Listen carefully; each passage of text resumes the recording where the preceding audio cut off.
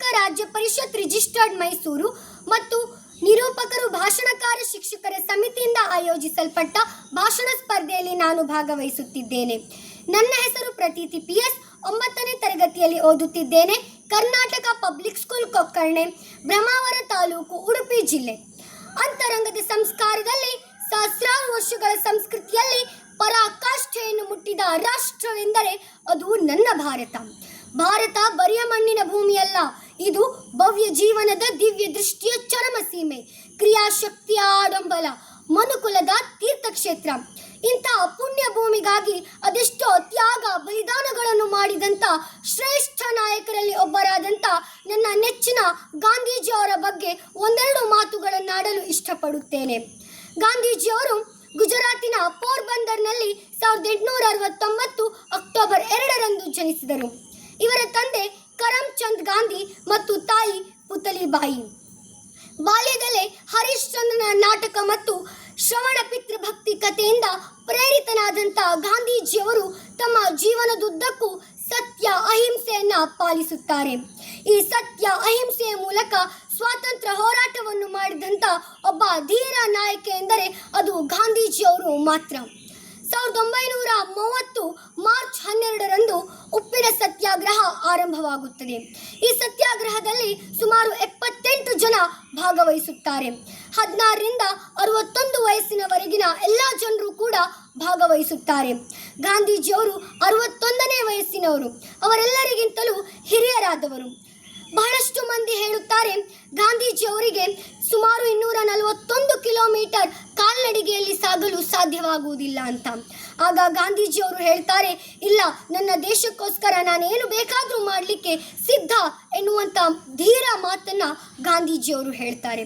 ಅದರಂತೆ ಗಾಂಧೀಜಿಯವರು ಉಪ್ಪಿನ ಸತ್ಯಾಗ್ರಹವನ್ನು ನಡೆಸಿ ದಂಡಿ ಯಾತ್ರೆಗೆ ಹೋಗಿ ಉಪ್ಪನ್ನು ತಯಾರಿಸ್ತಾರೆ.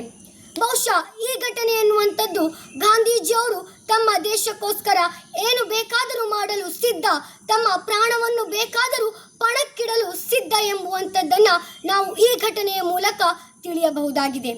ಕೇವಲ ಗಾಂಧೀಜಿಯವರು ಸ್ವಾತಂತ್ರ್ಯ ಹೋರಾಟವಷ್ಟೇ ಅಲ್ಲದೆ ಅವರಲ್ಲಿ ಮಾನವೀಯ ಮೌಲ್ಯಗಳು ಎಷ್ಟಿತ್ತೆಂಬುದನ್ನು ಒಂದು ನಿದರ್ಶನದ ಮೂಲಕ ಹೇಳಲಿಕ್ಕೆ ಇಷ್ಟಪಡ್ತೇನೆ. ಸಾಮಾನ್ಯವಾಗಿ ಒಂದು ದೇಶದ ಮುಖ್ಯಸ್ಥರು ಮರಣವನ್ನು ಹೊಂದಿದಾಗ ವಿಶ್ವಸಂಸ್ಥೆಯು ಅಲ್ಲಿನ ರಾಷ್ಟ್ರದ ಧ್ವಜವನ್ನು ಅರ್ಧಕ್ಕೆ ಹಾರಿಸಿ ಗೌರವವನ್ನು ಸಮರ್ಪಿಸುವಂಥದ್ದು ಒಂದು ಪದ್ಧತಿ.